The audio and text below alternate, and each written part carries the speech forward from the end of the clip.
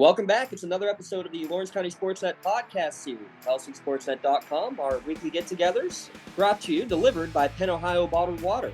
Give them a call for your delivery of your 3 to 5 gallon bottled water delivery service, or get cases of bottles straight to your home or work. We're going to deliver you all the goods. All 12 brackets are out in the WPIAL. District 10 brackets will come out over the weekend, but the playoffs getting underway here shortly. And with that in mind, let's take a look at the brackets, and we have some help in doing so. We'll break them down. I'm James Dotson, Eric Thomas, and Lee Moon. We got a little roundtable discussion that we're going to be going through here tonight. And gentlemen, I guess I want to say this right off the bat. I want to throw it to both of you. We'll start with Eric. Is there something when you looked at these brackets when they came out that just really stuck out as, hey, that's awesome, that's great, or something that made maybe the head scratch as you were taking a look at the brackets for the first time? I think the thing that I noticed the most is they tried to put the best potential championship matchup together on either side of the bracket. That doesn't necessarily mean that it's a 1 and a 2 seed. I think that they maneuvered a couple of teams, here and there, where you're going to get really good semifinals, really good, the finals that they quote unquote want, that are big money matchups. I think there's a few that, you look at like 6A boys, for instance, you can throw a dart at that whole thing, but I think a lot of people want to see another round of Upper St. Clair, Mount Lebanon. Well, you might get it. You might get that somewhere in the semis. You might get that. They did a really good job to me trying to piece together the seeds and put together the best matchups that help the teams that are the higher seeds at first to get their home game, but also where they're not rigging this, but it's like kind of the wrong way to say it, but they're trying to put together the best possible matchups, and I think that they did a pretty good job of that. Yeah, I agree, and I've always been a main point of, like, one section could be the dominant section. You got to give a chance of the 1 and 2 teams in the section making it all the way back to the finals, and I can't off the top of my head think of any bracket where you have the top 2 teams, like, for example, what Neshannock and Beaver Falls, for example, meaning the second round of football brackets. You saw that a couple of the main basketball brackets last year. I think they did a good job of keeping the 1 and 2 on opposite sides. So if one section is truly better, they would meet in the championship. So I'm definitely happy with the way all those seem to come out. How about Lee, on your side? Anything that really sticks out to you? Not really. Over the last couple of years, I mean, you had those head scratchers. Like, what are they doing? But I mean, looking up and down, it looks like people should be happy. Let's put it that way, which you don't say too terribly often at this time of year. I'm just glad I'm not on the committee, because they have a really, really tough job to try to keep everybody happy, which is next to impossible. No, and you'll never keep everybody happy, but I do got to give a shout out to Union Superintendent Mike Ross, actually one of the first, if not the first, in terms of committee members from Lawrence County was a part of this basketball steering committee. So kudos to him and the entire group, as you said, for putting together all of these brackets. A committee of, I think, 12 people to put in these 12 brackets, not the easiest in the world to do, for sure. I will say this: I think the top seed was pretty clear in most of the, if not all, the brackets. 2 and 3 pretty easy to see, but all the brackets, I think 4 through 6, were a lot of fun to try to figure out. And again, I think in the end, nothing that you can complain too much about, unlike previous years where we've had some big time issues. So let's get right into it. It is Valentine's Day, so we're going to start with a little love for the ladies, and we'll work with the small classifications first. We'll work bottom to the top. So let's look at the Class 1A bracket. Of course, the defending district and state champion Union Scotties are your top seed. They'll take on either West Green or Jeanette. You saw it last year, Lee, though, the love for Section 1. Last year, I believe it was 1, 2, 3, and 5, or 1, 2, 3, and 6 in terms of what the seedings were for Section 1. Very similar this year, a 1, 2, 3, and or 1, 2, 6, and 10. So not quite as much as last year, but definitely quality love for Section 1. Union the 1, Aquinas the 2, Canavan getting the 6. Union's your defending champion. Why not? They've done everything. Yeah. They've done everything right this year. They played a really, really tough non-section schedule. and survived it and gotten better through the season. And I mean, they're the odds-on favorite for sure. They haven't really been. Aquinas Academy gave a pretty decent game once, but I mean, Union is on a roll right now, and they're definitely looking at these teams. Definitely the odds-on favorite for sure. Yeah, the teams obviously that are going to be the biggest challenge mainly ended up on the other side of the bracket.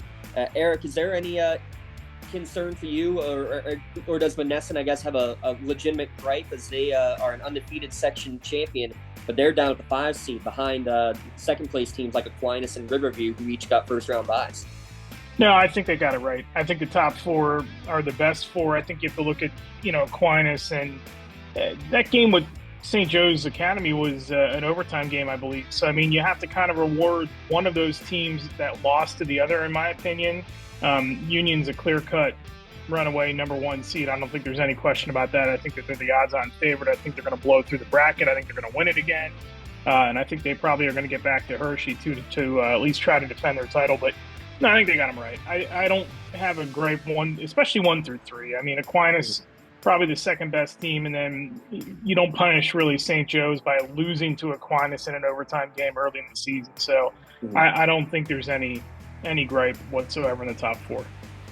Yeah, 2 versus 3 really isn't a huge deal for me either way. I mean, both are getting a bye, not a huge issue for sure. One thing I do want to take a look at, though, is that St. Joseph team that gave Union a good run in the semifinals last year, and they were all underclassmen last year. Everybody back. Julie Spinelli, Frostburg State commit. She's averaging 21 a game. She's somebody who can take over a game, but obviously Union has a couple of great players that can do that as well. Kelly Cleaver, of course, the 6-footer, the point forward at times, as we saw last year. But what can you say, though, Lee, you've seen it now for a couple of years in a row, of what this Union defense can do, whether it's in the half court or the full court. They one game you guys saw this year held Mohawk without a point in the 4th quarter, and then the game against Aquinas, 1 basket, 2 points. That was all they allowed in the entire 4th quarter.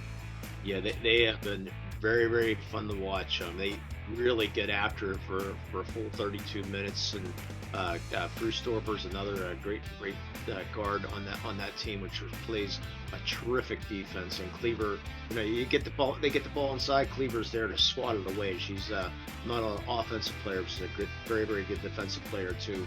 Really knows how to play the inside.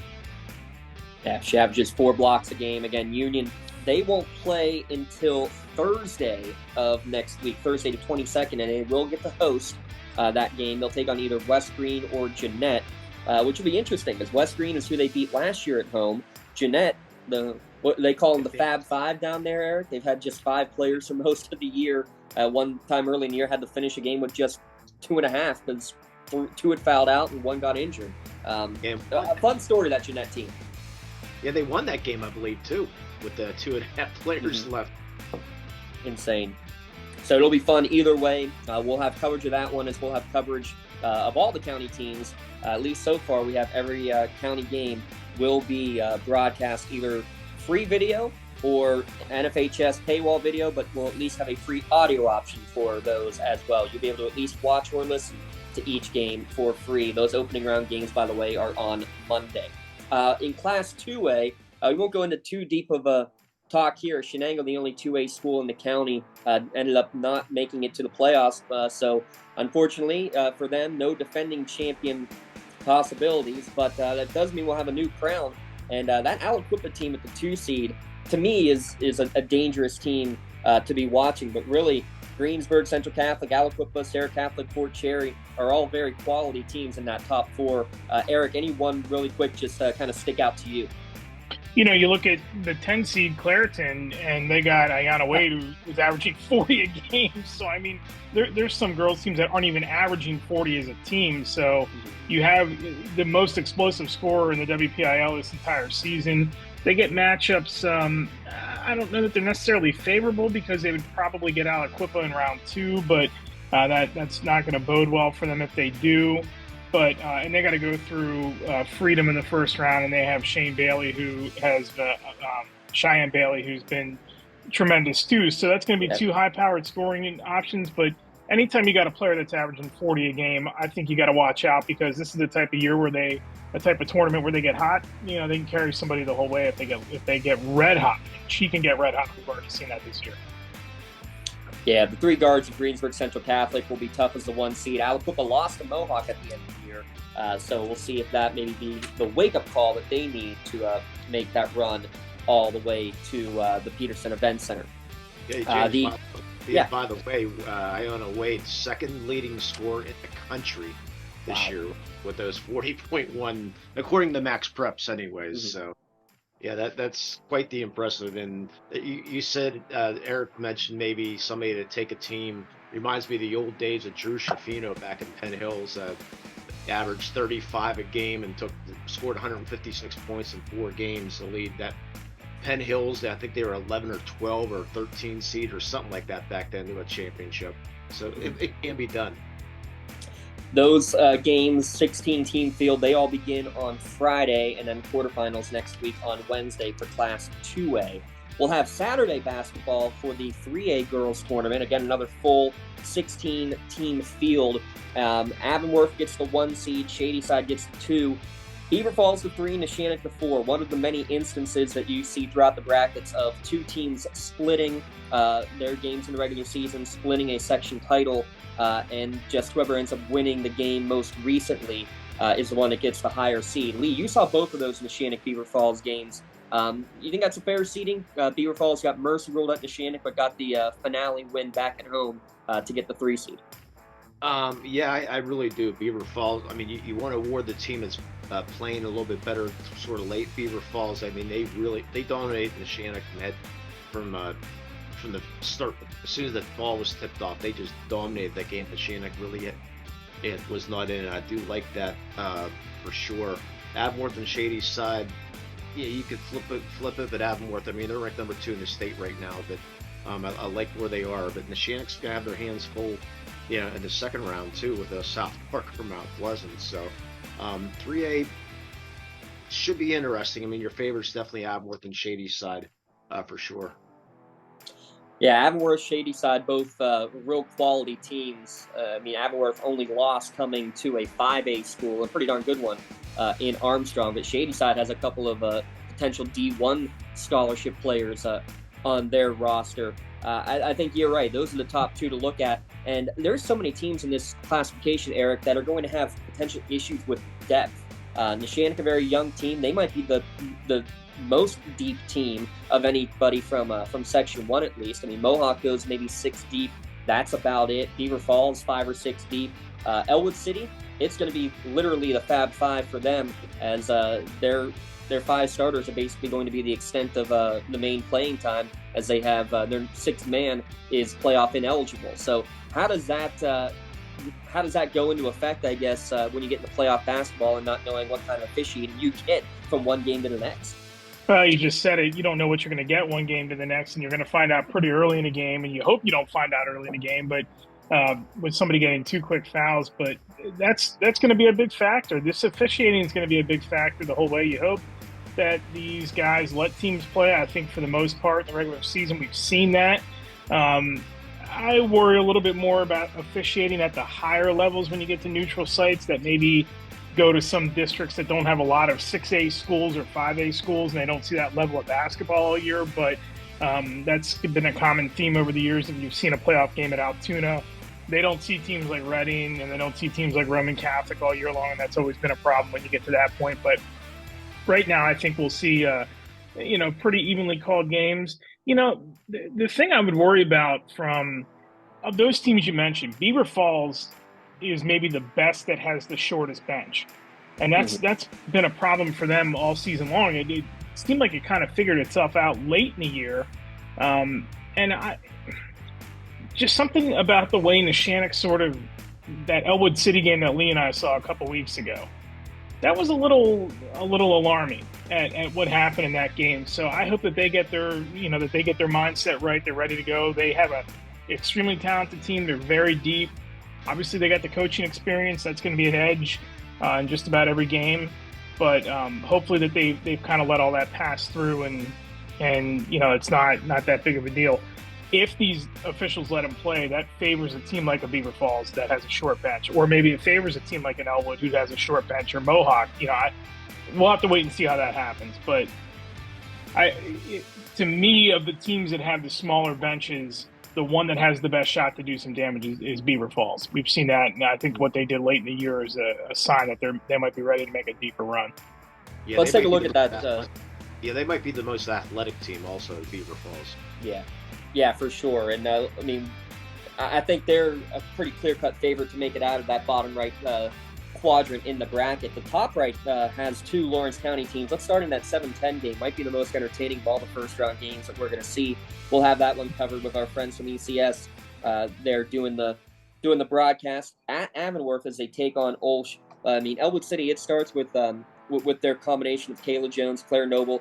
Everybody on that team can score. Both Sturgeons really getting it done, getting some of the gritty work too. But Eric, I'm just still fascinated every time I watch them play. Yeah, they're playing with 5 players, but they're not packing into a zone and saying, come and get us. They're going full court pressure and taking it to them. And what they scored, 29 points in that quarter against Neshannock in the game you were just talking about? Yeah, and they play a style of basketball in which short bench, you don't see them get in any kind of foul trouble either. That's the thing that surprises me the most. They play it very smart, yet aggressive. They're not afraid to shoot. They're not out of range as long as they're across half court. That's a really, really good test for them on Saturday. For Olsh, that is. I think that they're not really, if they're not careful, that could end up being a lopsided game if we're being honest about it. And then I think the winner of the Shadyside Mohawk game, Shadyside will be favored, but I think the winner of the Shadyside Mohawk game, if Elwood City is opposite of them, that's a live dog right there. That really is, to me, just the way that they shoot. I was so impressed with how they played that game against Neshannock, and that was a Neshannock team. How many games they had won in a row at that point, and we talked to both coaches that night about keeping their team fresh during winning streaks and maybe having the playoff approach. And what we've seen from Elwood down the stretch is they've taken every game like it's a playoff game from that point on. So I think that their mindset is right to maybe pull some upsets here. They've been in playoff mode now for about 3 weeks. Yeah, Elwood's going to be the outlier for sure, if not just first round, into that second round potentially as well if they get by the Chargers first. Let's stay up there because Lee will have that Shadyside Mohawk game. By the way, if you're looking at the brackets, make sure you get the most updated one. That game no longer being played at Shadyside. It's going to be now the third game of a doubleheader, 4 o'clock start at Avonworth. 2-seed Shadyside against 15-seed Mohawk. And it comes down to this, Lee, it's 5 seniors, your final chance. If you want to keep playing basketball, you got to get this win, and it would be a monumental upset, but definitely not one that is completely off the table. Yes, Shadyside has some good guards, but the way we saw Mohawk play, especially in that non-section win against Aliquippa, they can hang and beat just about anybody out there, but they can also lose to anybody out there. We've seen it this year. Yeah, thank God. I'm very happy that game did get moved to Avonworth. A lot easier drive. It is the shady side at noon, but anyways, yeah. But Mohawk, they're peaking at the right time. Coach Walsh has got that team playing very positive right now. As you said, a very impressive win against Aliquippa. But with Shadyside, they got Chris Thomas, 1,000-point scorer. They got the 6'2" center, and Pete Sauer's daughter, the late Pete Sauer's daughter, and I think it's Callie. There's 2 Sauers in the team. I haven't done my research yet. And then you got the great coach, Jonna Burke, who's won a WPIAL championship at Bethel Park. She has over 500 career wins. And this story there, she was not able to coach. It was at the beginning of the year, was ineligible to coach, and then was actually awarded to coach because of the recruiting violations, they say on Twitter. But that was all settled out of court, which is good. Yeah, so she will be on the court, and that is definitely an X factor as the head coach, because she has, like you said, she's done it all and very successful in her 20-plus years as a head coach in the girls' game. That game, again, 4 o'clock at Avonworth on Saturday. The other game we'll have coverage of will be at Neshannock, the Lancers hosting Brownsville in their game. And again, such a young Neshannock squad. It kind of gives you vibes of what it was, 3-4 years ago when you had the Nalia Nogue and the Marin Haggerty and the Megan Pallarino as freshmen and sophomores getting the job done. and maybe being like a year ahead of schedule, you can almost say the same thing with this. One senior on the team in Caitlin Freeze, and then you have the likes of a Peyton Newman, not Hunter Newman, like we always somehow mess up. Peyton Newman as the leading scorer, Sophia Bonner, Ryan Owens, just a multitude of weapons that, hey, they're going to be getting some great experience, if nothing else, and definitely a team that can go and win multiple games in the playoffs. It wouldn't surprise you whatsoever. James, they also get the better draw of their side of the bracket, I think, too, because Avonworth has been labeled the favorite. This might be a really, really hard bracket to pick because there's so many teams that have so much potential across it. But at the same time, I think they get a favorable matchup Saturday. They get a favorable matchup in the quarters on Wednesday, and then they might have to get through Avonworth. Well, if they got 2 games under them to get ready to go and get a taste of that playoff game for this young team, that I think that puts them in a prime position of anybody on that side, the best position of anybody on that side of the bracket to upset the number 1 seed before they get to the semis, or before they get to the final, I beg your pardon. And then on the other side, throw a dart, because I don't necessarily know that anybody's a favorite, but I think that their draw's good. They have everything you need. They've got good guard play. They got great inside play. Peyton was fantastic a couple times that we saw her. I know that maybe wasn't her best game against Elwood City a couple weeks ago, but the other couple times she's been tremendous. So I think that's the engine that she's the centerpiece for that team and kind of makes everything go there. And I like their draw. I think that they really have a good chance to get to that semi on the 24th opposite of Avonworth. And then a chance to, once you get to that point, you're basically in the PIAA tournament. But, I'm not stunned if Avonworth doesn't get to the Pete because they got to run into the Shannock first. 43 years and how many wins now at this point for Coach G? Over 730 of them. Yeah, I'm not going to bet against the Coach G squad anytime soon. That's for sure. They are the 4th seed.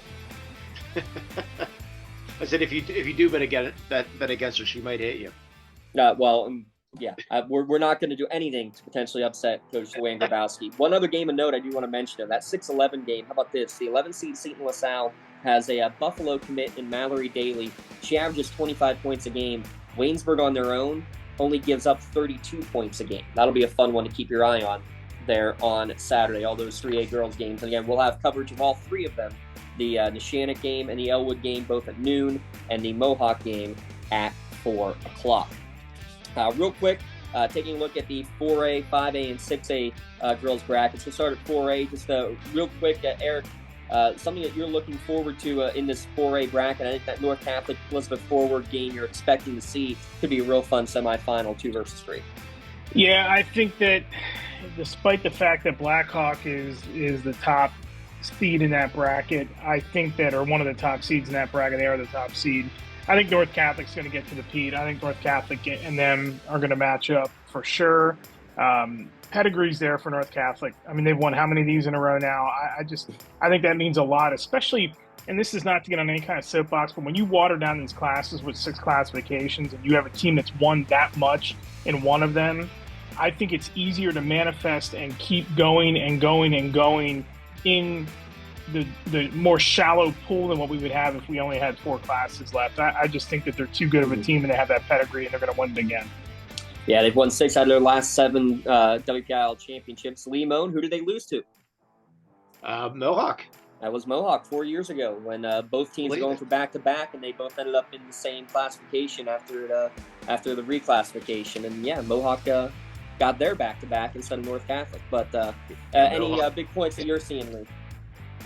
Blackhawk and North Catholic are just they're on a collision course right now. You get those 2 teams. I mean, you still have to play the bracket out and everything. But boy, Blackhawk, they get Pacetti down there at Blackhawk, who's a college commit, and them 2, they're on a collision course. It's gonna be fun to watch. Those games begin on Tuesday night, the first round games, and then Blackhawk, North Catholic, Elizabeth Forward, Highlands, all with byes, both play until Friday. Class 5A, your only pigtail game, Thomas Jefferson and Penn Hills play on Friday. Winner plays with the rest of the first round on Tuesday. Oakland Catholic, how about this? Eric, they're the only undefeated team, boys or girls, in the entire WPIAL after they swept McKeesport, who gets the 2 seed. And there you go. They're your top two teams potentially in the same section getting some love as the 1 and 2 seed overall. Yeah, London Creech is playing pretty well. Kaylee D'Angelo is, if you haven't seen her shoot the three this season, go seek it out because she's been unbelievable. So they're going to be tough to beat, and fitting that they're kind of back on top in this whole thing. And it's good to see that. I like to see traditional powers. They've been a traditional power through the Susie McConnell-Saro years, and they get back. They had so many players that have made it through there. I could maybe see them running into a little bit of problems if Lincoln Park gets to the semis. Lincoln Park could score. On the flip side, I don't know. I mean, maybe McKeesport's there. I'd say I'd probably favor them to get through there too, Oakland Catholic and McKeesport. I would keep an eye, honestly, on that Trinity team. Haven't seen a whole lot of them, but I've seen enough to think that they could be dangerous if they get a right matchup. If somebody gets knocked off and they have a little bit of a clearer path, maybe they can get to the Pete. And I don't know that they can hang with Oakland Catholic. I'm not sure many teams in 5A can this season until you get down to the Philly Catholic League. But this is going to be, I think, their time to get back and stay on top. And they don't look like they're going anywhere anytime soon. Well, they actually were part of 5 straight overtime games at one point this year was Trinity, and they lost 4 of them. So you take away those 4 overtime losses, and they could be considered even better than the 2 seed that they are. But Lee, you also can't forget about South Fayette, the 2-time defending WPIAL champions. They're still going to have a say. Yeah, they're peaking at the right time also, and you get that playoff experience for sure. But looking at Oakland Catholic, I mean, they're 22-0. They're ranked number 2 in the state. And like Eric said, they got a couple just great players, and led by one of the freshmen right now who's just been shooting lights out. It's going to be tough to top them for sure. Real quick, Class 6A, just 4 teams. They don't play until next Thursday, so a long gap before they get things going. Norwin, the top seed. Their only losses are to Kennedy Catholic, pretty darn good, Spring Ford, pretty darn good, and Wheeling, West Virginia, one of the top teams down there playing in West Virginia, one of the top classifications in West Virginia. So 3 very strong teams for your only 3 losses for the Norwin Knights. Peters Township, the 2, North Allegheny, the 3, and Mount Lebo are the 4. Lee, do you think those are the 4 that you end up seeing in the semis? Without a doubt. I'll have the North Allegheny game actually next Thursday. But Norwin and Peters Township actually lost their first game of the year against Cannon McMillan the last game of the year. They were undefeated the whole time, and that's what cost them that number 1 seed, which I'm sort of glad. I'd rather see North Allegheny go against Peters Township because they had all kinds of problems against Norwin, as you mentioned. And that Wheeling team, I believe they're the ones that are playing Kennedy Catholic tonight. You're right, yes.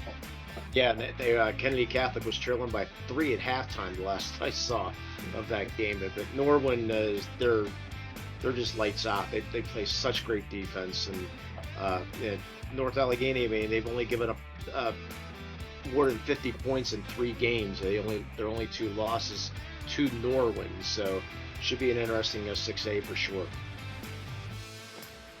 That it will. We need to also mention real quick how the state qualifying works. Class 1A, the top 5 teams will make it into the state. So all the semifinalists and then the 4 quarterfinal losing teams will play in a consolation bracket. Thank goodness, again, no more of the follow the leader garbage. They got rid of that so we can have true play-in games the rest of the way through. Class 2A, all 8 quarterfinal teams make it into the playoffs, into the state playoffs, that is. 3A gets you the top 7. 4A will get you the top 6, 5A the top 7, and all 4 semifinalists in Class 6A will qualify for the states as well on the girls' side.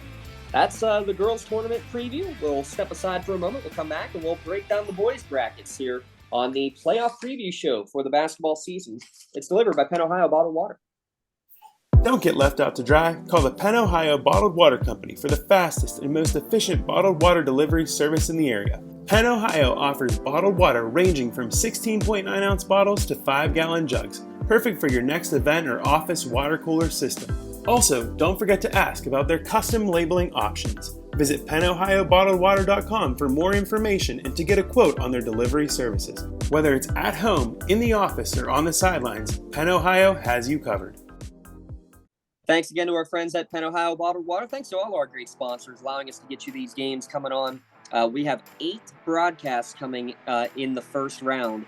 for all 8 WPIAL teams that are competing in the playoffs. And again, we'll have also District 10 in Class 3A. Wilmington will also make it into the postseason. Their brackets won't come out until this weekend.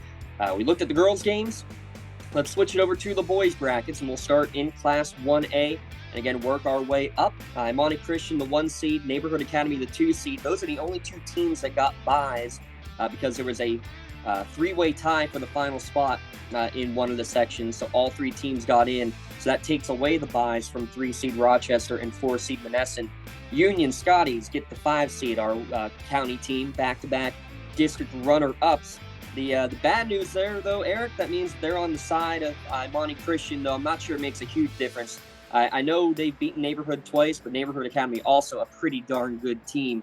You want to avoid Imani, but you'd have to hit Neighborhood eventually if you're on the other side either way. Yeah, and I also think, too, that they, at the bottom of their bracket, get, I don't want to say a favorable draw, but, I mean, you figure they probably go through Monessen. Imani is going to be the heavy favorite. Just get to a semifinal. That's just get to a semifinal on the 24th. Anything can happen. On the other side, we saw that Rochester team a couple weeks ago at Union in a game that was for the section title. And I was really impressed with how Rochester attacked that Union team. They were a little short-handed, Union, in that game.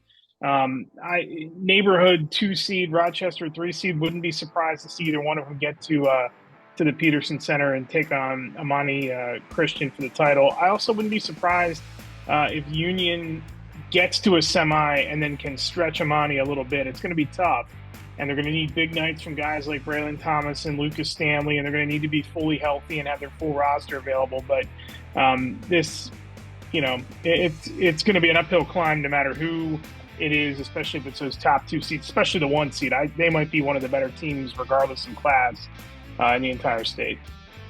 Yeah, I guess the one thing you can say, Lee, is that while it's still a very, very talented Imani Christian team, the one thing they don't have this year compared to previous years is height. And it was really the height more than anything that caused the issues when they played Union, the WPIAL Championship, and then the state semifinals. So, again, anything is possible, and that height is not the big X factor this time.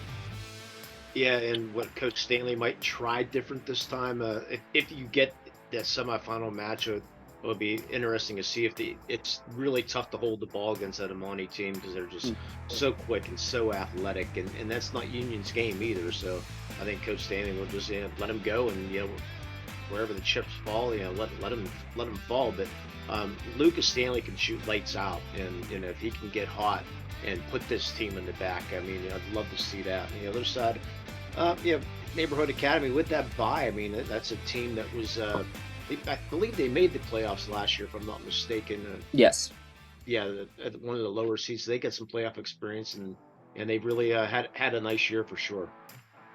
How about this for a nice year? They're the 2 seed, Rochester the 3 seed, and they already beat Rochester in Mercy Rule fashion earlier in this year. So I think that's part of the reason why you're thinking Imani and Neighborhood are your clear-cut favorites to make it there to the Peterson Event Center. You talked about that potential Union Imani game that could end up happening. The hurdle in front of them, though, is Monessen, and you can't go without talking about Lorenzo Gardner real quick. 23 points per game, but he put up 64 in their section finale. That's the second all-time most points scored in a WPIAL game. And then Mr. Hardesty from Mohawk, actually, still holding that record with 71 points in a single game. But that Monessen game would be at a neutral site, which I think is a big advantage, obviously, for either team not having to travel all that way. But, you got a great scorer in Lorenzo Gardner. You got great scorers in Lucas Stanley or Braylon Thomas leading the way for Union. That could be a real fun 4-5 matchup there, Eric. What's the biggest X factor in a 4-5 like that? If you're Union, everybody's got to be able to play. We don't know what impact Mike Gunn would have had in their game against Rochester a couple weeks ago, but I think you need to have him there. I think some guys on the floor for Union don't need to be afraid to shoot the ball if they have open shots. This is do anything possible to win games. I mean, you have to throw anything you possibly can at these teams when they're in your way. So you can't be tentative. You got to just kind of like play your game and, go with the flow, go with how it's called, buckle down on defense, rebound a lot better. look, in that game, one of the deciding factors in that game against Rochester 2 weeks ago, they got hammered on the glass. And that cannot happen under any circumstance. The easiest things to do in basketball, in my opinion, if you get an offensive rebound, three-pointer right away. That's the best time to shoot a three-pointer. If they're open and teams like Union have guys that can shoot, kick it out, let them shoot the ball. But if you control that glass and you can get yourself a couple of extra possessions or a couple extra attempts, that's going to keep the pressure on defense. You got to be able to rebound the ball. They need to be a lot better and a lot stronger at doing that.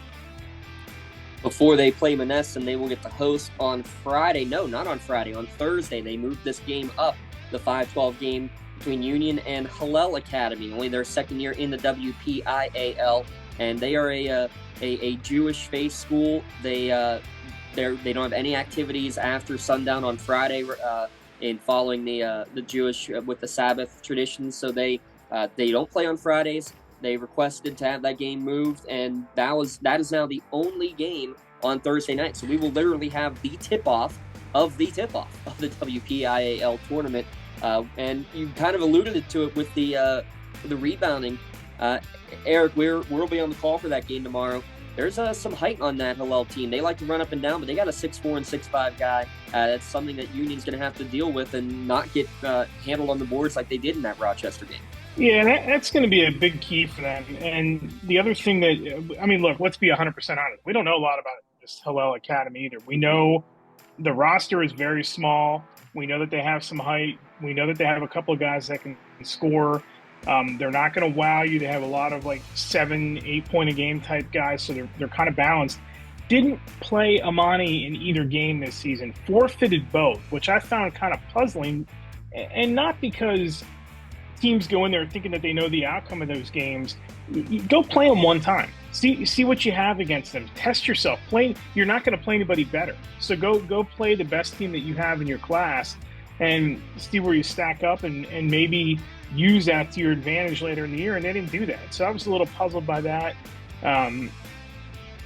The unknown of them, and I'm sure that they've been scouted by the Union coaches, but the unknown of them is the thing that makes you puzzled and kind of gives you a little bit of doubt if you're Union. And if you get into a situation where early in the game it's, they go out to an 8-2 lead or something where they build a little bit of momentum, then you start wondering, what's in the mindset of Union too. So I don't fall behind, crash the glass, and just play your style basketball. I mean, they have good pieces. I don't know that they have Amani good pieces, but they've got good pieces, and they've got good enough pieces to win a game or two in this tournament.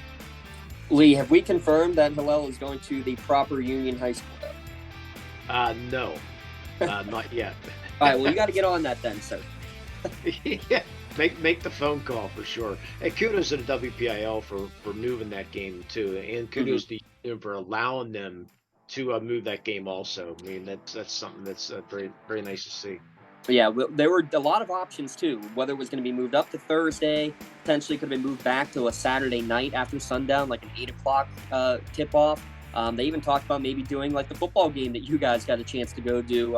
It would have been a Friday, a 1 or 2 o'clock start was also a possibility. They were throwing all these ideas out there, and they settled on literally tipping off the tournament on Thursday. The rest of the games begin on Friday. Top 5 make it to state, so the semifinalists and one of the quarterfinal losers. So Eric made a good point. You make it to the semis, you got a chance first off, but you're also guaranteed more games in the state tournament. Top 7 will make it out of the Class 2A tournament, which won't begin until next Tuesday in the WPIAL boys playoffs. Top seed Aliquippa, not a surprise. Number 2 seed Greensburg Central Catholic, not a surprise. Northgate and Fort Cherry, teams to be reckoned with. Shenango coming in at a 7 seed, which is right where I thought they should be. Coach McQuiston admittedly said he was a bit surprised that they got a seed that high. He was expecting a little bit lower, but I think maybe, again, respectfully being seen from that Section 1 where you have the Quips and Northgate just basically dominating when they've been on the court. You got to throw them number 1, but Shenango's, they've had a pretty good season, and Brody McQuiston, a very 1,000-point scorer himself. They're going to have a tough matchup though with Coach Smith and Don and Eden Christian. They were one of the favorites coming into the earlier in the year, and they sort of had a down year for a little bit, but they get the 10 seed. They made themselves into the playoffs, and should be a fun game on Tuesday night for sure at Shenango. Yeah, and this I think is a great example though of that 3, 4, 5, 6, 7, 8 all being real quality teams, and not exactly sure what you could expect from all of them. I mean, Northgate just, Josh Williams is their main scorer, but they can go really deep. Matt Sig has missed the last 3 weeks, but they expect him to be back for Fort Cherry come playoff time, looking to build off of what they did in football season. And that Bishop Canevin coaching scenario of the coach change late in the year, Eric, that could be a fun little story going on as the 5 seed goes into the playoffs now. Yeah, still would like to know what the whole deal with that was, but just very puzzling that something like that would happen halfway through the season, or a little bit over halfway through the season. Look, bottom line, I'm not going to sugarcoat this. This is the Aliquippa Invitational. Everybody else get in line and jockey for 2 through 7 and try to get in the state tournament. Simple as that. Enough said. Aliquippa. Sweet. Yeah, Aliquippa will take on Nazareth Prep, so they're the first victim apparently in the Eric Thomas Aliquippa Invitational. Too many guys from that football team. Too much of a winning mentality on that squad, and I think that those kids are, for lack of a better term, James and Lee, I think they're pissed about the whole football situation, and I would not add any fuel to their fire if I had to. No, not that team, because nobody motivates their kids in this area like the coaches at Aliquippa can and do.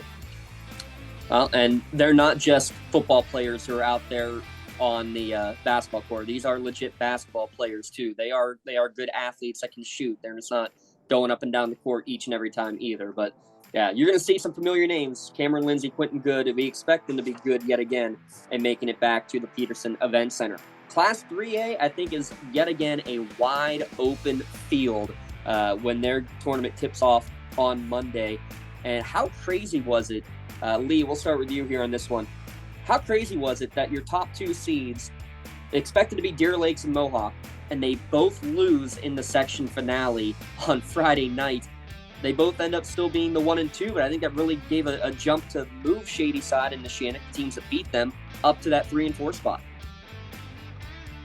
Flip about 8 different coins right now, because it's 3A, I believe, is the most wide open of the group. You could possibly say 5A also, but 3A has, there's so many quality teams. Deer Lakes, they were the Cinderella story from last year.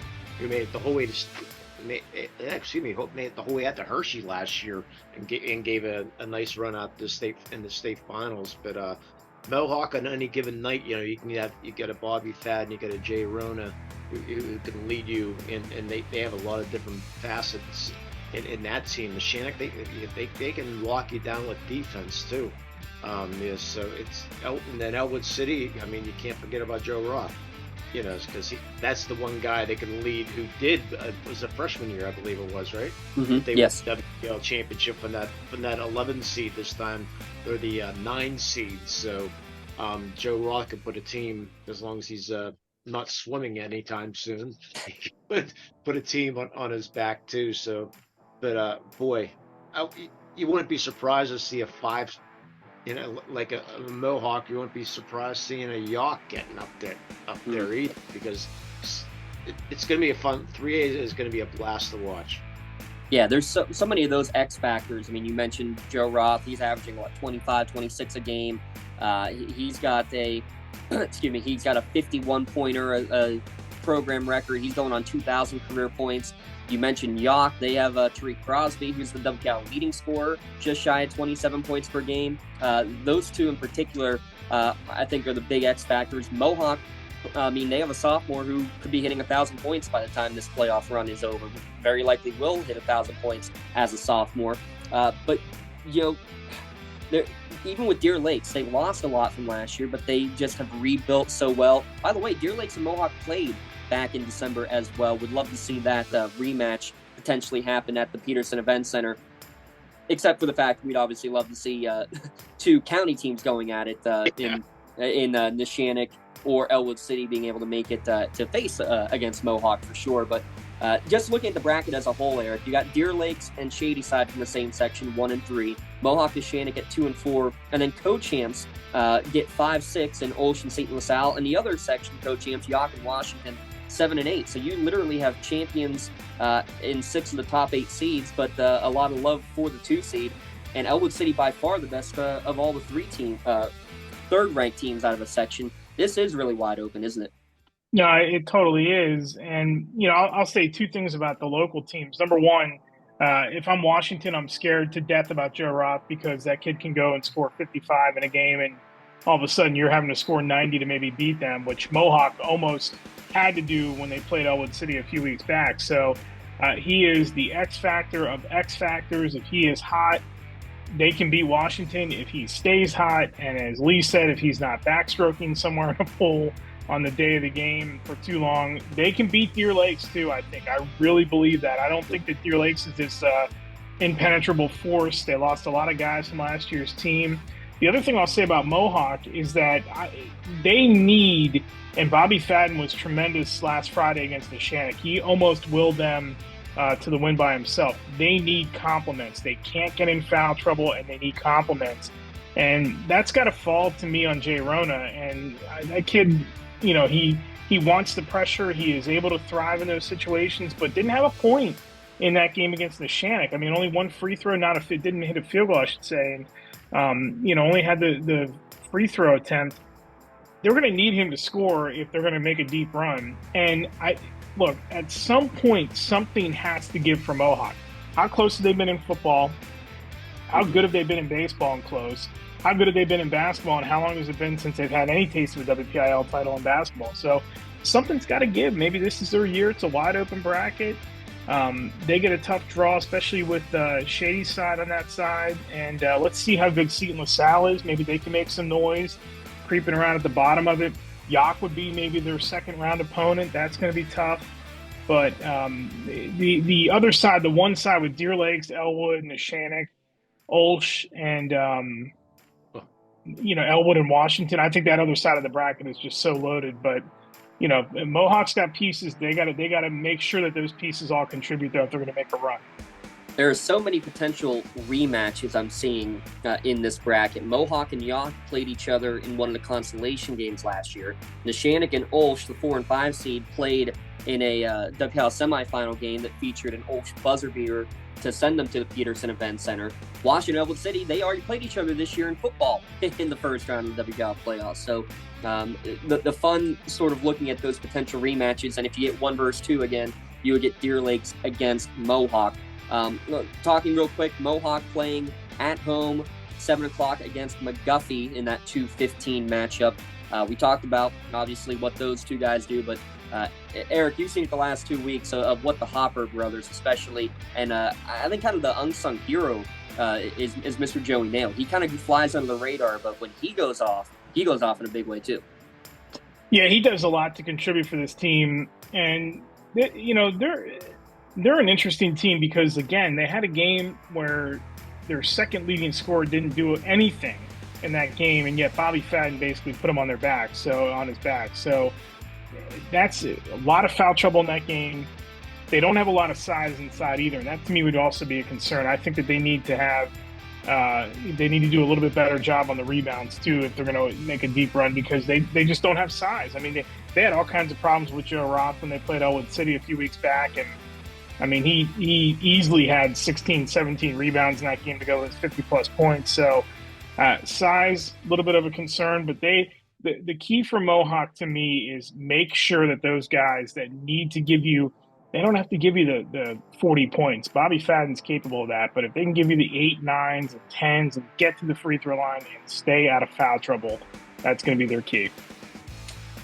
Lee, we'll let you talk a little bit about Elwood City beyond Joe Roth. Obviously, they have a good multitude of people as well that can score when needed, but kind of the same facet. They need to have those guys getting these, the 8, 9, 10s point scoring games. Colton Kreisman's kind of turned into that as that secondary scorer, but I think you're still going to need, the third or fourth level more consistently to take some pressure off of your point forward, essentially, in Joe Roth, who's averaging also 6 assists to go with his 14 rebounds and 25 points a game. And that's the one thing Joe Roth does. I mean, he passes the ball so well also. I mean, He doesn't force a lot of shots, which is so fun to watch too. And he has that height advantage that he can shoot over people also. But his eyesight to be able to see open guys is just so fun to watch too. He runs the floor extremely well for a 6'6" guy, but he makes sure he does get the other players involved with the team. And Coach Bradley, only his first year, and then getting this team into the playoffs. Very good job by Coach Bradley. Yeah, and I think it's always fun to watch and see would they make it. Will a team go and try to press in Elwood City, because Roth can literally go right over the top of them with the baseball pass. Also a baseball player, his four-sport athlete, but can see right over most of the guys who would be pressing him. That 8-9 game at Wash High, beautiful facility down there. That's also Monday night at 7 o'clock. And then the other game, we'll have coverage of this one as well. Neshannock hosting Mount Pleasant. And this one actually is very interesting, a bit of a homecoming for Mount Pleasant's coach, Ann Makoviak. How about this? The all-time leading scorer in basketball at Elwood City, boys or girls. The only one who Joe Roth is trailing is the Lawrence County all-time leading scorer in Ann Makoviak. On the girls' side, she is in her first year coaching the boys program there at Mount Pleasant, and she's going to be coming up back home, essentially, to take on a Neshannock squad in that first-round game. So that's going to be a fun story for sure that we'll have to be talking about there on Monday night at Neshannock High School. With Neshannock, the thing that has been different for them, and Lee, you followed Neshannock these last 3-4 years, they've always had that top scorer, that main scoring threat. It's it was Sopko, it was Jack Lees. Before that, you're looking going all the way back even into the the early 2000s. The Johnny Congloses and the Bobby Nittingers. They always had that one main scoring threat. Now you're talking about a team that is about as balanced as possible. Davey Quatt's still getting it done at 17 a game, but I mean, you saw guys like Jake Rinn and Talon Anderton who have been really incredible scoring threats, and that's been the Neshannock key to go along with that great defense. Yeah, that's the thing I love about Neshannock. They're so gritty. I mean, they're in your face man-to-man defense, and they create the offense with that defense. That they really force a lot of bad shots, and when that defense is working, they can really get up and down the floor. And they said with Watt and company, on any given night, one of those 4 different people can lead you in scoring in a Neshannock team. You mentioned Elwood City won it 3 years ago. Neshannock, back in the late 80s, 1987, triple overtime last time that they won a WPIAL championship game. And as for Mohawk, 1970, the last time they were WPIAL champions. But you can make a case for them and just about anybody in that top 10 to potentially be making it to the Pete and potentially be hosting the trophy at the end of the day. Top 7 teams will qualify into the state tournament. We'll look at 4, 5, and 6 real quick. We just said anybody can win in Class 3A. Can anybody, Eric Thomas, take down Lincoln Park in Class 4A? No. Simple as that. Next, no. No. How much does lose Hampton not having Peter Kramer last year, but he's back this year, right, as a senior? It definitely gives him a boost, but I think you're absolutely right. That's not going to affect anything. I guess the best question then, maybe for both of you, is who's most likely to make it out of the bottom half of the bracket to meet Lincoln Park in the championship? There's a couple teams I think on that side. I would have thought maybe Avonworth early in the year, and I don't know that I'd go there right now. Hampton probably. I might say Hampton, especially with Kramer there. I'm actually going to say that Montour, I think, it sneaks through there, and I think they get to the title game.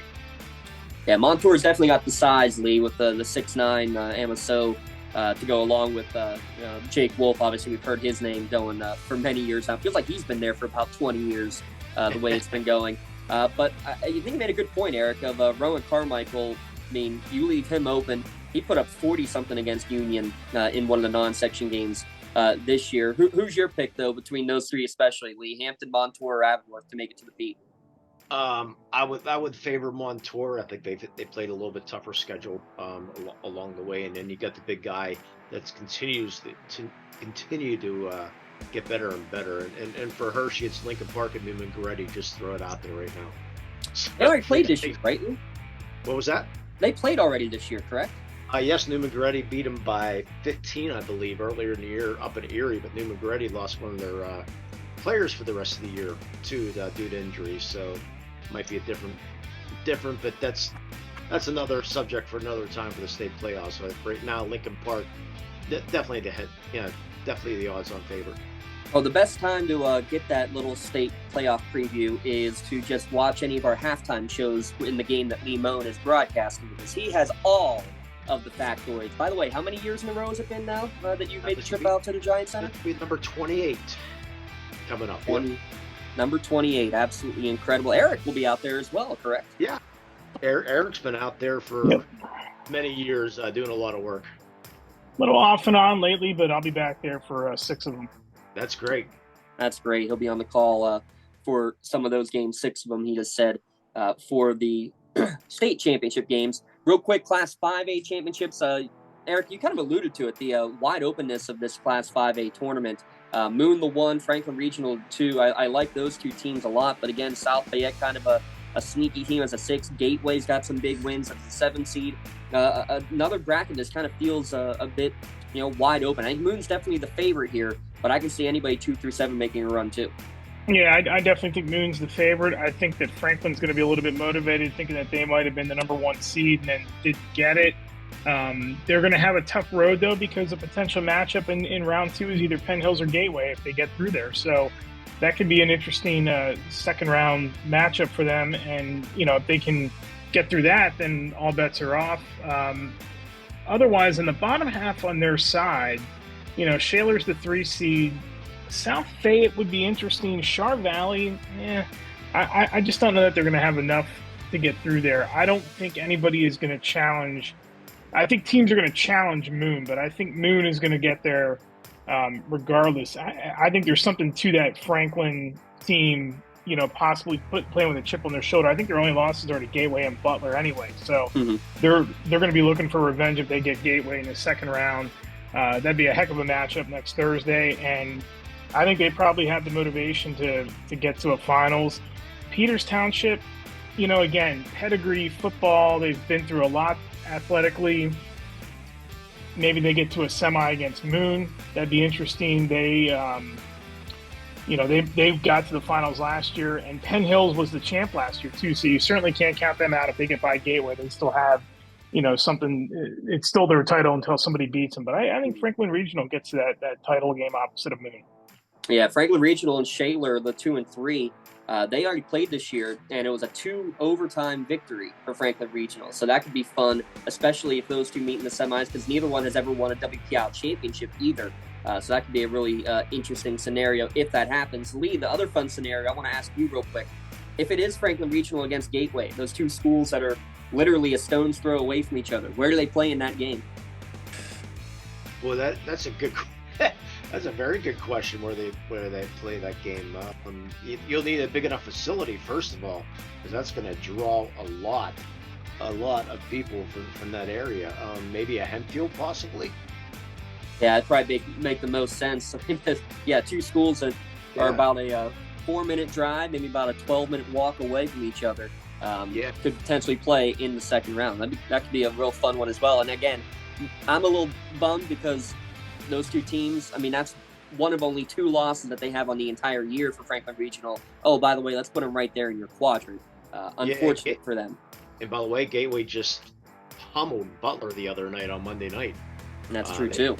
It beat them by like 25 or so. They out-rebounded them by, I think, 42-18. I think they out-rebounded Butler that night. So, Gateway team, they've been on the radar, a little down right now. But, hey, they got your foot. You got the foot in the playoffs. Anything can happen. Those games, again, are on Monday for Class 5A, in which the top 7, again, will make it to the state tournament. Next Friday night, that is, when the 6A boys take center stage. Central Catholic, the defending champions, basically a completely new team, only 1 returning starter, but they still get the 2 seed. Eric, though, Mount Lebanon, the 1 seed. they've been the team to beat, really, we felt, for a majority of this year. I think a deserving 1 seed. Still your prediction to make it to the championship? Yeah, I think so. Listen, I wouldn't be stunned about this Butler team. I know that Lee just mentioned how they got manhandled by Gateway. I still don't know who has a better 1-2 punch besides Little John and Carney for Butler. So that's going to be interesting to me if those two match up. I think we're probably going to get the game that a lot of people want to see, and that's going to be Mount Lebanon and Upper St. Clair. Why not do it up again? Although the first round matchup with Butler and Upper St. Clair is really interesting, because if those two can carry Butler past them, then maybe Butler's got enough to slip through there and get to a title game. But I think we get Mount Lebanon and Upper St. Clair in that title game for sure. Lee, you got to love the defense of Upper St. Clair against the offensive prowess of Butler as a first-round game. I know you're salivating for that one. Actually, I might be going down to that game on Friday, that next Friday if we're not busy, actually. But that they've had some classic matchups the last couple of years in the playoffs and in the state playoffs, and it's going to be fun. But those 6As, I think, is very, very wide open. I think Mount Lebanon definitely the best shooting team out of all 8 teams. Central Catholic, maybe, they play some great defense. Of course, Central Catholic's not going to have that home court advantage because they play in that little bandbox. They'll have to play somewhere else for their. Of course, they did play Butler down there last year. They did allow them to play that home game last year down there. But anyways, I think Mount Lebanon for sure should get there, but on any given, and Butler on any given night they can lose. They lost some games. They lost the Penn Hills this year earlier in the year, but then you come back and you thump some teams. So that's a team that on any given night can, if Carney and Little John are on, they can cause a lot of problems. And no Newcastle for the first time in 14 years. No Newcastle in the postseason. That's the unbelievable thing right there. So it's going to be very sad not to see Newcastle win. They've been so good for so many years. Coach Blundo every year, it's the first time he's not going to be in the semifinals since he's been at Newcastle. Yeah, at least to the semis in all of those first 13 years as well. But they'll be back probably sooner rather than later. I don't know. Yeah. Maybe we need to get Coach Blundo on one of these broadcasts for the game. He for the first time in how long has February, the latter half of February, off. We got to keep him working. I wouldn't be against it for sure. Well, we'll kick Lee off so we can go watch that Butler Upper St. Clair game, and we'll bring Coach Blundo in his place. Please do. I'll learn something. Oh, well, now you got me really thinking about how we're going to be scheduling here in the next few days. But make sure you stay tuned here, all the fans tuning in. Stay tuned on our Twitter, X, Facebook page, on our website as all the games come through. It's a quick turnaround to try to get all these broadcasts figured out. And again, it's all a crazy scenario. So basically, there are some games that we are able to do live video for you to watch on YouTube for free. Some of the live video has to go only to NFHS, where you have to watch. We have to pay to watch for. You get a month-long subscription to do so. But for those games that does happen, that the only way to watch is with the pay-per-view. We will at least have an audio-only option, so you can at least listen still for free to all these games. It's chaotic. We don't have the choice in which games we're doing live video for free versus live video on NFHS. It is what it is, and we're going to make the best of it. But stay tuned with us. We're going to get all these games on one way or the other. And I hope you guys had a nice Valentine's Day with the significant others, because we're going to be busy now for the next 2 weeks. I already told my wife goodbye for 2 weeks starting Friday. So. Mine's asking, can you go for like 7 weeks, maybe like 7 months? See ya. Well, we'll gladly keep you busy through baseball and softball season. Don't you worry. We'll make that happen. Well, again, big thanks, Lee Moe and Eric Thomas. Great stuff, as always. You'll catch them on the court. Eric will be with me tomorrow at the Cavelli Fieldhouse. Lee will be down in Avonworth catching the Mohawk game against Shadyside. And again, many games coming up next week as well that you'll hear both of them, as well as the rest of our fantastic crew here at lcsportsnet.com. Thanks again to the gentlemen. Thanks to everybody who's tuning in, and good luck to all 9 teams in the WPIAL, plus the District 10 team in Wilmington starting up next week. We'll preview them once their brackets come out. In the meantime, enjoy the path to the Pete on Lawrence County Sportsnet, powered by LCAP.